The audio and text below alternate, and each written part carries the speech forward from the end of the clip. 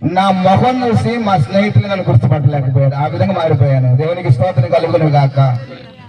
ఆ సంవత్సరం పాటు భయంకరమైన దగ్గు, భయంకరంగా జ్వరము, ఎంతమంది డాక్టర్ల దగ్గర చూపించుకున్నా నయం కావట్లా. నాకు తెలిసిన ఫ్రెండ్స్ డాక్టర్స్ ఉన్నారు, నాకు తెలిసిన వాళ్ళు చాలా మంది డాక్టర్స్ ఉన్నారు. వాళ్ళందరూ ఫోన్లో నాకు టాబ్లెట్స్ పెడతా ఉన్నారు, తీసుకుంటున్నా, వాడుతున్నాను. హాస్పిటల్కి వెళ్తా ఉన్నాను, చూపించుకుంటూ ఉన్నాను, కానీ ఏ ఉపయోగం లేదు. ఒక రోజు రాత్రి నా జీవితం మీద నాకే విరక్తి పట్టింది. ఆ సమయంలో ప్రభువా నా జీవితం ఏంది, నా బ్రతికేంది ఈ విధంగా అయిపోయిందని అది ఆలోచిస్తున్నప్పుడు నా హృదయంలో ఒక వాక్యం నా మెదలాడింది. అదేంటంటే, ఆపత్కాలమందు నాకు మొర్రపెట్టుము, నేను నీకు ఉత్తరం ఇస్తాను. దేవునికి స్తోత్రం.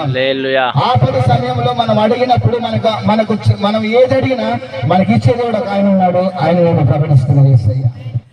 హల్లెలూయా. ఆ మాట ఎప్పుడైతే నాకు గుర్తొచ్చిందో ఆ మాటను బట్టి నేను ప్రార్థించడం ప్రారంభించాను. 2 రోజులు, 1 రోజు అయిపోయింది. కొన్ని రాత్రులు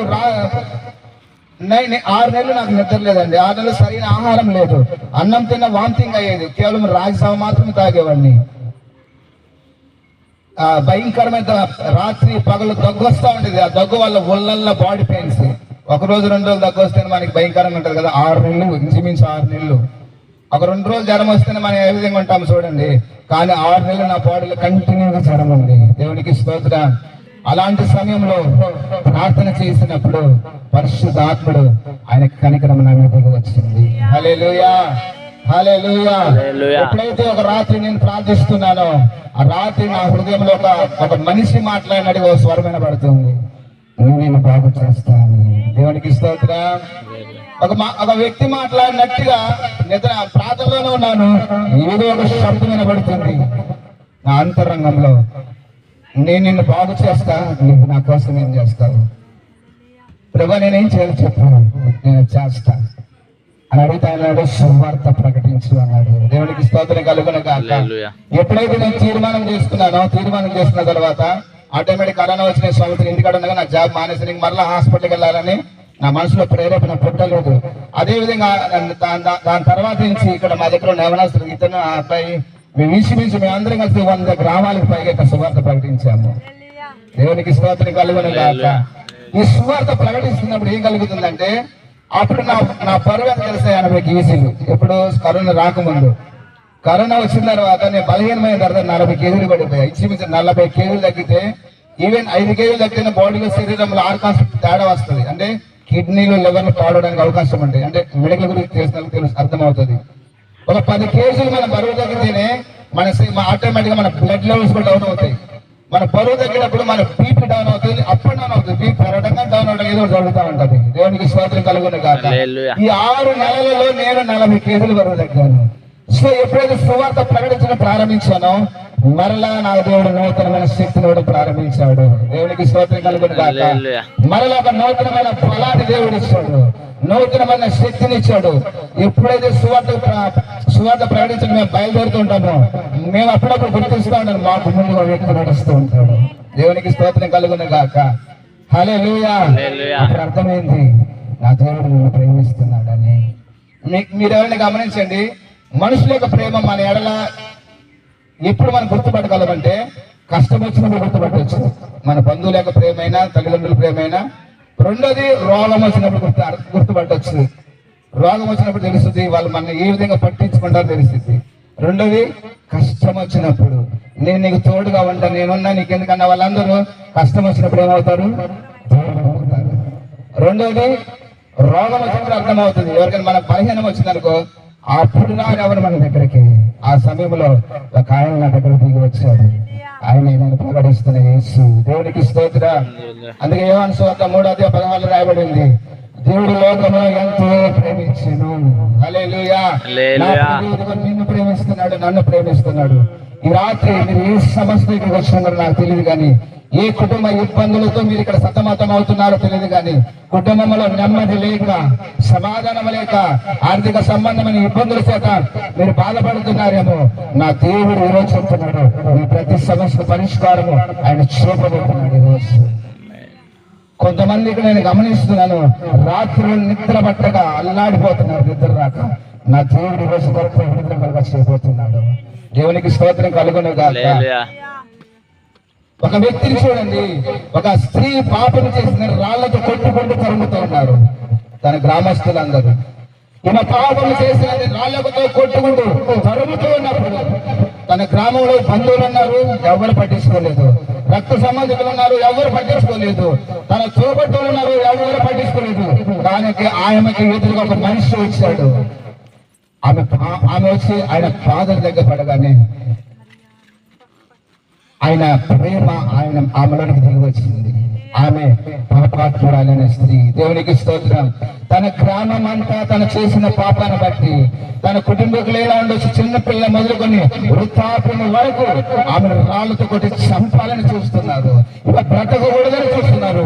కానీ యేసు ప్రభు వారి దగ్గర రాగానే దేవుని కనికరము ఆమె మీదకి దిగిరావటం వలన ఆమె తన పాపము నుంచి విడిపించబడి దేవుని యొక్క సువార్త ప్రకటించడానికి ఆమెకు దేవుడు ఆశీర్వాదంగా మార్చాడు. దేవునికి స్తోత్రం కలుగును గాక. మనల్ని ఎవరైనా పట్టించకపోకపోయినా మనల్ని పట్టించుకునే దేవుడు, మన పట్ల చాలు చూపే దేవుడు, మన పట్ల శ్రద్ధ కలిగిన దేవుడు, మనల్ని పట్టించుకొని మన ఆలన పాలన చూసే దేవుడు ఒక ఆయన ఉన్నాడు. ఆయనే నేను ప్రకటిస్తున్న యేసు. దేవునికి స్తోత్రం కలుగును గాక.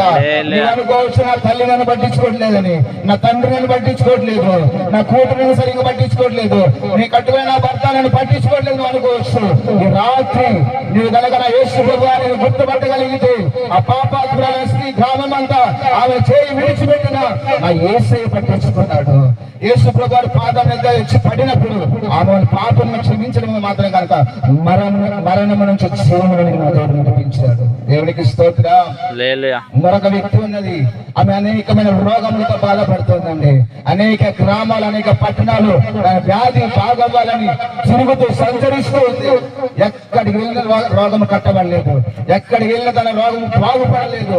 పెద్ద పెద్ద హాస్పిటల్కి వెళ్ళింది, అనుకుంటారు రోగం కట్టబడలేదు. యేసు ప్రభువారి గురించి ఒక మాట విన్నది, ఆయన పలానా గ్రామంలో సువార్త ప్రకటిస్తున్నాడని. యేసు ప్రభువారి గురించి విన్నది, ఆయన ఎవరిని ముట్టుకుంటూ వారు స్వస్థ పొందుకుంటున్నారని. యేసు ప్రభువారి గురించి విన్నది, ఆయన ఆయన ఆయన తాకగానే కుంటివారు నడుస్తున్నారని. యేసు ప్రభువారి గురించి విన్నది, ఆయన ముట్టగానే కుంటివారి కనులు తెరవబడుతున్నాయని. యేసు ప్రభువారి గురించి విన్నది, ఆయన చనిపోయిన రాజును లేపాడని. ఆ విన్న ఆమె విశ్వాసంతో యేసు ప్రభువారి దగ్గరికి వచ్చి భయముతో యేసయ్య పక్కన నిలబడి ఆమె యేసయ్య వస్త్రము ముట్టింది. అనేక సంవత్సరాల నుంచి ఆమెను వెంటాడుతున్న ఆ రోగము యేసయ్యని ఎప్పుడైతే ముట్టిందో ఆ రోగము అప్పటికప్పుడే కట్టబడిందంట. దేవునికి స్తోత్రం కలుగును గాక. మనం ఏ బలహీనతలో ఉన్నా, ఏ అనారోగ్య సమస్యలతో ఉన్నా, ఈ రాత్రి మన యేసయ్య పాదాలు పట్టుకోగలిగితే, ఈ రాత్రి యేసయ్య ఆయన పాదంలో ప్రభువా ఏమైనా సమస్య, ఏమైనా పరిస్థితులు చూడయ్యా అని మనం అడగగలిగితే నా దేవుడు అసాధారణమైన కార్యం చేదుకు శక్తివంతుడు. దేవునికి స్తోత్రం కలుగును గాక. నీవు అనుకోవచ్చు, అయ్యా నా పిల్లలైనా చదివించడం నా వల్ల కావట్లేదు, నా కుటుంబాన్ని ఎలా పోషించడం నాకు అర్థం కావట్లేదు. నువ్వు ఏ సమస్యలు కూర్చొని ఆలోచిస్తున్నావేమో, నా దేవుడి ప్రతి సమస్యకు పరిష్కారము చూపగలిగిన వాడు. నీ ప్రతి సమస్యకు నా దేవుడు మార్గము చూపించేవాడు. దేవునికి స్తోత్రం కలుగును గాక. ఒక వ్యక్తి ఉన్నాడండి, యేసయ్యను చూడాలని వచ్చాడు. అతను ఎత్తులేనందున ఒక చెట్టు ఎక్కి చూస్తున్నాడు. ఏమెక్కి చూస్తున్నాడు? మేడ చెట్టు ఎక్కాడు. దేవునికి స్తోత్రం. అక్కడ వేల మంది జనం ఉన్నారు. యేసు ప్రభు వారు చూడాలని అందరూ ఎదురు చూస్తున్నారు. యేసయ్య ఎప్పుడు వస్తాడని. కానీ ఒక వ్యక్తి కూడా ఎదురు చూస్తున్నాడు, నేను యేసయ్యను చూడాలి. ఎవరిని చూడాలని? నేను యేసయ్యను చూడాలి. ఆయన ఎలా ఉంటాడో చూడాలి. ఆయన నన్ను యేసుని చూడాలి. ఎంతో ఆశతో ఆయన ఎదురు చూస్తూ ఉండగా అక్కడ చాలా వేల మంది ప్రజలు ఉన్నారు. కానీ యేసు వారు చూడు మాత్రం ఒక వ్యక్తి నిలబడింది. ఆయన పొట్టి చెక్కయ్య. దేవుడికి స్తోత్రం. పొట్టి చెక్కయ్య దేవుడు చూడని గల కారణం ఏంటంటే అక్కడ వేల మంది జనసమూహం ఉన్నారు. ఒక్కొక్కరు రకరకాల ఆలోచనతో వచ్చారు, రకరకాల తలంపులు దానికి వచ్చేవారు. కానీ పొట్టి చెక్కయ్య మాత్రం ఆయనను చూడాలని వచ్చాడు. దేవునికి స్తోత్రం కలుగును గాక. ఈ రాత్రి ఏ ఉద్దేశంలో నువ్వు వచ్చావో నాకు లేదు, కానీ నా దేవుడు రాత్రి నిన్ను చూస్తూ ఉన్నాడు. ఏ తలములతో వచ్చే నాకు తెలియదు కానీ ఈనాడు నా ప్రభు నిన్నే చూస్తున్నాడు, నీ హృదయాన్ని పరిశీలిస్తున్నాడు, నీ మనసు ఆయన చూస్తూ ఉన్నాడు. ఈ రోజు నీకు రక్షణ కలుగచేయాలని, నీ కుటుంబంలో ఉన్న ప్రతి పాపమును తొలగించాలని, నీ కుటుంబంలో ప్రతి వ్యాధిని తొలగించాలని, నీకు అప్పుల సమస్యను తొలగించాలని నా దేవుడు నాకు నిన్నే చూస్తూ ఉన్నాడు. దేవునికి స్తోత్రం. నీవు విశ్వసించగలిగితే అప్పుడు చక్రీయ కుటుంబం అంతా రక్షణ పొందినట్లుగా నా దేవుడు మీ కుటుంబాలకు రక్షణ ఇచ్చును గాక. కృపా భాగ్యం నా దేవుడు దయచేయును గాక. నా దేవుడు ఘనకార్యములు సరిగించును గాక. హల్లెలూయా, హల్లెలూయా. నా దేవుడు చూసే దేవుడు, మన పరిస్థితులను గమనించే దేవుడు, మనకు హృదయ స్పందన ఎరిగిన వాడు. నీ భర్త నిన్ను గుర్తుపట్టకపోవచ్చు, నీ కన్న తల్లి నీకున్న వేదన గుర్తుపట్టకపోవచ్చు, నీ హృదయ తప్పని ఎవరు గుర్తుపట్టకపోవచ్చు, కానీ నిన్ను సృజించిన దేవుడు, నన్ను సృజించిన దేవుడు, మన అందరి హృదయం ఎరిగిన దేవుడు. దేవునికి స్తోత్రం కలుగును గాక. ఏ సమస్యతో మీరు వచ్చేలా నా దేవుడు అని ఈ రాత్రి నా దేవుడు నిన్ను చూస్తున్నాడు. చూస్తున్న దేవుడు ఊరుకుంటే దేవుడు కాదు, ప్రతి సమస్యకు పరిష్కారం చెప్పబోతున్నాడు. దేవునికి స్తోత్రం కలుగును గాక. ప్రతి కుటుంబంలో ప్రతి బంధకాలు నాకు పెంచివేయబోతున్నాడు, శాపమును కొట్టివేయబోతున్నాడు, ఆశీర్వాదకరంగా దేవుడు మార్చబోతున్నాడు. ఇది వరకు చూడని ఆశీర్వాదమును ఈ రోజు నా దేవుడు ప్రారంభించబోతున్నాడు. దేవునికి స్తోత్రం కలుగును గాక. హల్లెలూయా. విశ్వసిస్తే చిన్న ప్రార్థన చేద్దాం. ఈ రాత్రి నన్ను చూడేసయ్యా, అందరూ ప్రార్థన చేద్దాం. నన్ను చూడయ్యా, అప్పుడు చక్కని చూసావు కదా, ఇదిగో నేను సన్నిధికి వచ్చానయ్యా, నీ పాద సన్నిధిలో ఉన్నానేసయ్యా, అయ్యా నన్ను చూడు. అందరూ